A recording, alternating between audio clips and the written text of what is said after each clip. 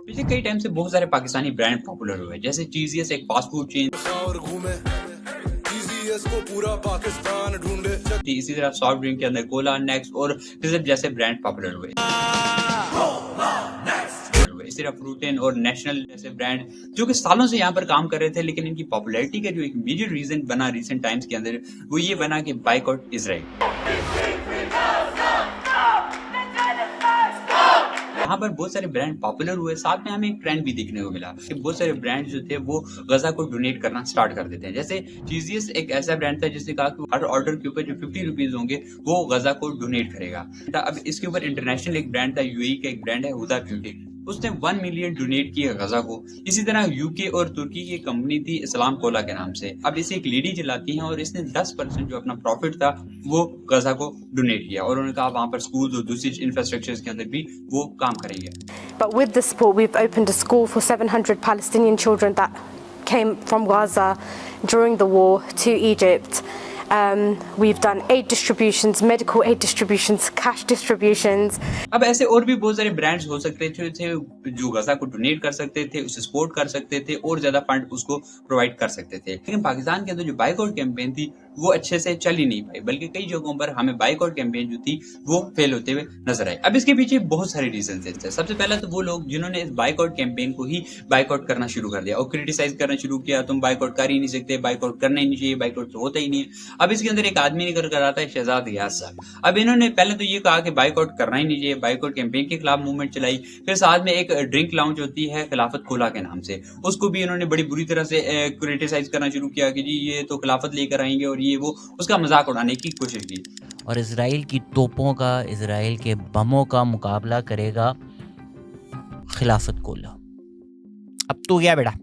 अब शहजाद गियास साहब को या तो इंडस्ट्रीज समझ नहीं आती, बिजनेस समझ नहीं आते, कैपिटलिज्म कैसे काम करता है, शायद उनको इन चीजों के बारे में समझ नहीं है, तो शायद उन्होंने इसलिए क्रिटिसाइज करना शुरू कर दिया। या फिर उनके अंदर किसी तरह की कोई मुनाफिकत होगी, अब बुरी बात है ये कहना, लेकिन उनके अंदर या तो किसी तरह की कोई मुनाफिकत होगी जिसकी वजह से वो ऐसा रिस्पॉन्स शो कर रहे थे। लेकिन सिर्फ यही नहीं थे, ऐसे बहुत सारे लोग थे जिन्होंने बाइकआउट कैंपेन को इस तरह से क्रिटिसाइज किया और कहा कि तुम लोग बाइकआउट ना करो या नहीं करना चाहिए। ठीक है, अब इससे नुकसान ये पहुंचा कि वो लोग जो इस बाइकआउट कैंपेन को लीड कर रहे थे, इसे आगे लेकर चल रहे थे, वो लोगों को ये बताने के बजाय कि बाइकआउट कैसे करना है, स्ट्रेटजीज कैसे बनानी है, अल्टरनेटिव कैसे तलाश करने हैं, ये बताने के बजाय ये डिफाइन करने में लग गए कि बाइकआउट क्यों करना चाहिए, बाइकआउट क्यों किए जाते हैं और बाइकआउट क्यों जरूरी है। और इसीलिए बाइकआउट कैंपेन को जो है हम अच्छे से एग्जीक्यूट नहीं कर पाए और बाइकआउट कैंपेन अच्छे से चल ही नहीं पाई। अब साथ में अगर मैं आपको बताऊं ना, तो बाइकआउट करना बहुत ज्यादा सिंपल होता है। अभी रिसेंटली यूरोपियन कंट्रीज बाइकआउट कर रही थी अमेरिका को। क्यों कर रही थी? क्योंकि ट्रम्प ने कहा था कि वो यूक्रेन को फंड नहीं करेगा, उसको मदद नहीं करेगा,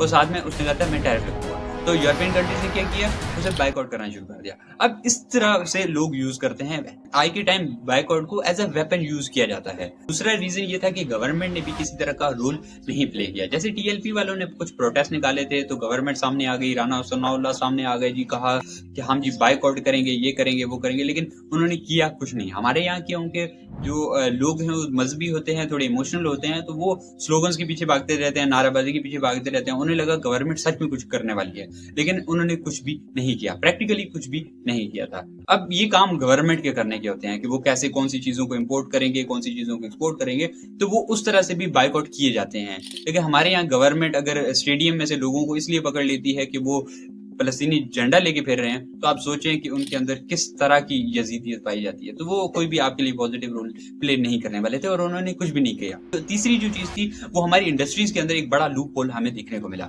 अब वजह यह है कि हमारे यहाँ जो लोग थे उनके अंदर सेंटीमेंट था, वो बाइकआउट करना चाहते थे, लेकिन मार्केट के अंदर हमें बहुत सारी चीजों के अंदर अल्टरनेटिव ही नहीं मिल रहे थे। अब खाने पीने की चीजों के अंदर ठीक है हमें अल्टरनेटिव मिल रहे थे, लेकिन जो टेक की चीजें हैं या दूसरी तरह की जो चीजें थी उसके अंदर हमें किसी तरह का भी कोई अल्टरनेटिव नहीं मिला। कि साथ में एक और जो चीज थी वो ये कि सप्लाई चेन के अंदर हमें बहुत ज्यादा डिस्ट्रक्शन देखने को मिली। मतलब बहुत सारी चीजें तो जो अल्टरनेटिव थे लेकिन उनका हमें शॉर्टेज देखने को मिल रहा था। साथ में एक और जो चीज हमें देखने को मिली कि जो प्रोडक्ट्स अवेलेबल थे, अल्टरनेटिव थे, लेकिन उनकी क्वालिटी इतनी अच्छी नहीं थी। कई चीजों के अंदर तो हमें ये देखने को मिला कि लोगों ने ना अपनी जो चीजें थी अल्टरनेटिव थे उनकी प्राइसेस ही बढ़ा दी। मतलब एक शॉर्ट टर्म के अंदर जो लोगों का सेंटीमेंट था उससे उन्होंने प्रॉफिट जनरेट करने की कोशिश की। अब हमारे यहाँ क्योंकि जो बिजनेसमैन है वो लॉन्ग टर्म स्ट्रेटजीज नहीं बनाता, ब्रांड बनाने के बारे में नहीं सोचता, तो वो शॉर्ट टर्म के अंदर ही प्रॉफिट जनरेट करने के बारे में सोचता है। तो ये एक बहुत बड़ा लूप होल हमें अपनी इंडस्ट्रीज के अंदर देखने को मिला।